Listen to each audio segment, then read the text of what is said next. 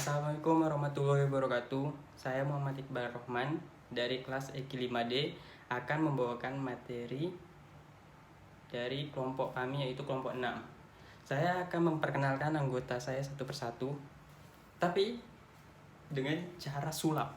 Oh my god. Oke, kita mulai ya.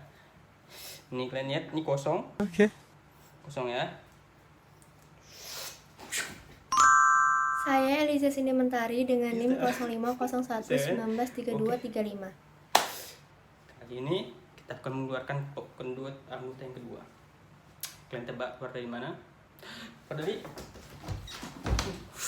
Oh my god. Dengan NIM 0501191002. Hai, kami kelompok 6 yang paling imut.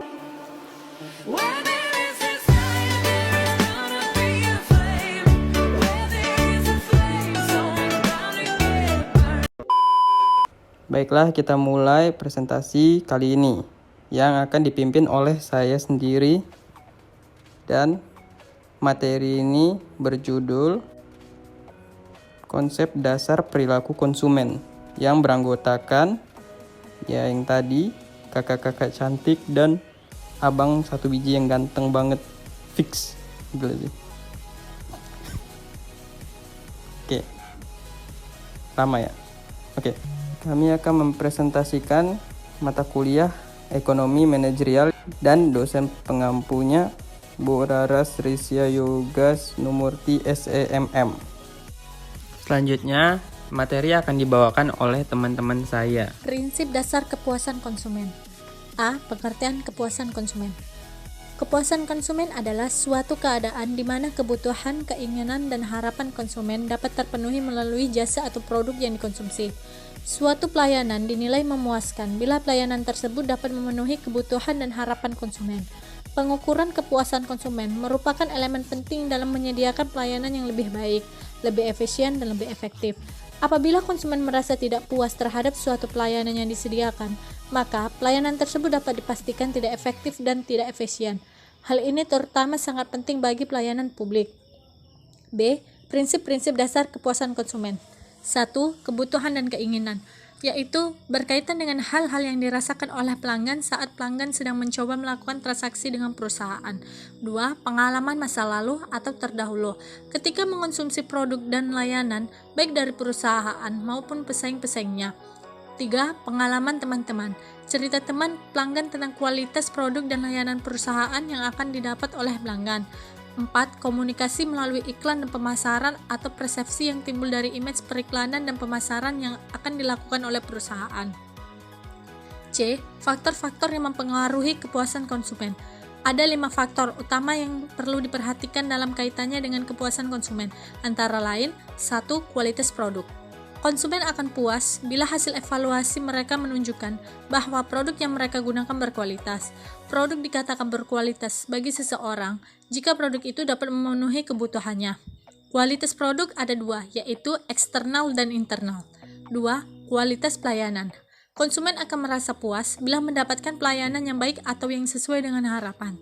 3. Emosional. Konsumen merasa puas ketika orang memuji dia karena menggunakan merek yang mahal. 4. Harga. Produk yang mempunyai kualitas yang sama tetapi menetapkan harga yang relatif murah akan memberikan nilai yang lebih tinggi. 5. Biaya. Konsumen yang tidak perlu mengeluarkan biaya tambahan atau tidak perlu membuang waktu untuk mendapatkan suatu produk atau jasa cenderung puas terhadap produk atau jasa tersebut. Fungsi utilitas total dan utilitas marginal. A. Pengertian utilitas. Daya guna atau utilitas adalah kepuasan yang diterima konsumen karena mengonsumsi barang dan jasa. Seseorang yang mengonsumsi suatu barang dan jasa dikarenakan barang dan jasa tersebut memberikan kepuasan atau manfaat bagi dirinya. Misalnya, setelah selesai bermain bola basket, Adit merasa sangat haus dan untuk menghilangkan rasa haus tersebut maka Adit mengonsumsi 1 botol air mineral atau aqua untuk menghilangkan rasa hausnya. Dengan mengonsumsi suatu botol air mineral, maka Adit akan mendapatkan daya guna yang itu menghilangkan rasa hausnya. Dan dalam konsep utilitas ada 2 konsep, yaitu 1. Utilitas total atau total utility. adalah total kepuasan atau total nilai guna jumlah yang diterima konsumen dalam mengonsumsi barang atau jasa. Ini hanya akan bermakna jika utilitas diasumsikan bersifat kardinal, yaitu terukur. Untuk maksimalkan utilitas total, konsumen berusaha untuk mencapai kombinasi barang dan jasa yang berbeda. 2. Utilitas marginal atau marginal utility adalah tambahan kepuasan atau tambahan nilai guna yang diperoleh konsumen akibat menambah konsumsi satu unit barang atau jasa. Jadi, utilitas margin menunjukkan utilitas tambahan yang diperlukan dari suatu unit tambahan konsumsi dari suatu komoditas. Contohnya, karena Adit sangat merasakan haus setelah bermain bola basket, maka Adit mendapatkan kepuasan setelah mengonsumsi air mineral atau aqua. Setelah itu, Adit mengonsumsi 1 botol air mineral lagi sampai Adit merasa lebih baik lagi. B. Hukum utilitas marginal yang semakin menurun. Berikut adalah beberapa bunyi hukum utilitas marginal yang semakin menurun atau Posma Sariguna Johnson Kennedy 2018. 1. Tambahan kepuasan yang akan diperoleh seseorang dari mengonsumsi satu barang akan menjadi semakin sedikit apabila orang tersebut terus-menerus menambah konsumsinya pada barang tersebut. 2. Semakin banyak barang dan jasa yang dikonsumsi pada satu periode tertentu, semakin menurun tambahan kepuasan atau marginal utility atau MU. 3. Ketika jumlah suatu barang yang dikonsumsi meningkat, utilitas marginal dari barang tersebut cenderung semakin berkurang. Berikutnya, Sebelum kita lanjut, aku bakal nyanyi satu lagu buat kalian, biar kalian gak suntuk. Nih ya. ada konsep dasar dari kurva indifferent.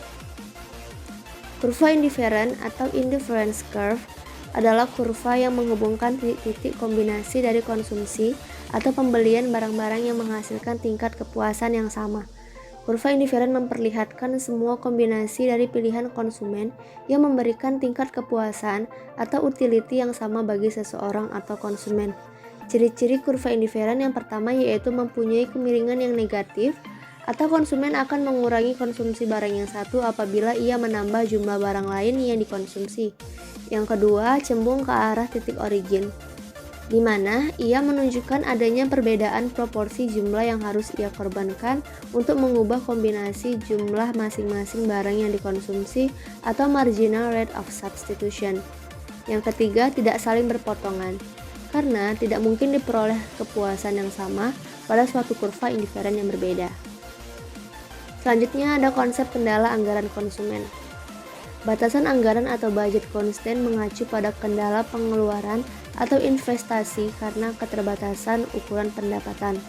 Pengeluaran harus tetap dalam batas yang ditentukan oleh garis anggaran. Ini berlaku untuk agen ekonomi apapun, baik individu, perusahaan, ataupun pemerintah. Batasan anggaran disebut juga dengan kendala anggaran. Faktor yang bisa menggeser garis anggaran yaitu perubahan harga, yang mana garis anggaran akan bergeser ke kiri jika terjadi kenaikan harga. Artinya, semakin berkurang pendapatan, maka semakin sedikit pula barang yang dibeli. Batasan anggaran konsumen dapat diformulasikan sebagai fungsi matematika sebagai berikut. Pendapatan sama dengan PA kali QA ditambah PB dikali QB. Selanjutnya ada konsep memaksimumkan utilitas atau kepuasan konsumen. Konsumen dapat memaksimumkan tingkat kepuasannya, yaitu dengan cara mengalokasikan dananya yang terbatas untuk berbagai jenis barang dan jasa, sehingga realokasi dana tersebut akan meningkatkan total utility yang akan diperolehnya atau tingkat kepuasan yang akan diperolehnya. Faktor yang mempengaruhi perilaku konsumen yaitu faktor sosial, marketing strategi, dan faktor pribadi. Dalam hal memaksimumkan nilai guna total, syarat memaksimumkan utilitas adalah jika konsumen berada dalam keadaan sebagai berikut. Yang pertama, seseorang akan memaksimumkan utilitas dari barang-barang yang dikonsumsikannya apabila perbandingan utilitas marginal berbagai barang tersebut adalah sama dengan perbandingan harga-harga barang tersebut. Yang kedua, seseorang akan memaksimumkan utilitas dari barang-barang yang dikonsumsikannya apabila utilitas marginal untuk setiap rupiah yang dikeluarkan adalah sama untuk setiap barang yang dikonsumsikan. Jadi, syarat untuk memaksimumkan utilitas adalah Setiap rupiah yang dikeluarkan untuk membeli unit tambahan dari berbagai jenis barang akan memberikan utilitas marginal yang sama besarnya. Kesimpulan, dalam mempelajari perilaku konsumen terlebih dahulu kita harus mengetahui apa saja yang menjadi dasar dari kepuasan konsumen tersebut. Dikarenakan suatu pelayanan dinilai memuaskan apabila pelayanan tersebut dapat memenuhi harapan dan keinginan konsumen. Pengukuran kepuasan pelanggan merupakan elemen penting dalam penyediaan pelayanan yang lebih baik, lebih efisien dan efektif. Apabila pelanggan merasa tidak puas terhadap suatu pelayanan yang disediakan, maka pelayanan tersebut dapat dipastikan tidak efektif dan efisien, teman-teman. Ya, sekian dari kelompok 6. Assalamualaikum warahmatullahi wabarakatuh. Oh iya, lebih enak kalau ditutup tuh pakai pantun gak sih? Yaudah, aku bakal pantun ya. Pergi ke pasar membeli tomat, jangan lupa beli pisau.